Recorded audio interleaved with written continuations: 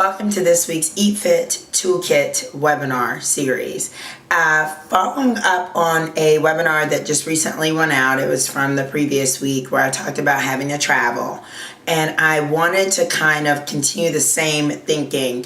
One of the high points or focal points of that last webinar was about not allowing the situation to define you. Okay, holding on to who you are no matter where you are or what's going on around you, and asking yourself who you are, checking in with what your values are, what your habits are, who you are when you have control over your environment.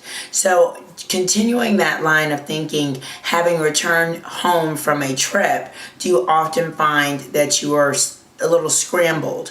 Maybe you return home and it's hard to get back into your routine. Maybe you find that there's no food in the refrigerator and you're jumping right back into getting to work because there wasn't a transitional day. Or people were visiting and now that they're gone, you're just trying to settle back into who you were before they arrived. Find 1 to 2 things that anchor you, whether it's getting up first thing in the morning and going to the gym, or going to the gym that day that you get back into your regular routine, as well as going to the grocery store.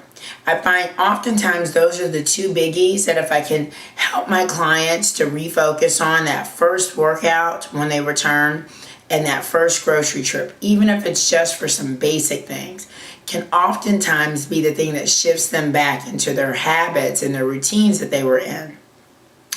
And if you continue to struggle, look at what's been kind of turned upside down or what's so different now that you've returned home or now that your guests have left, to see if you can't kind of hit that reset switch to get yourself back on track. Okay? Oftentimes just having the conversation, having someone else validate that that's really going on, that that's what's happened, can be that thing though that shifts you to that returning to you point of things.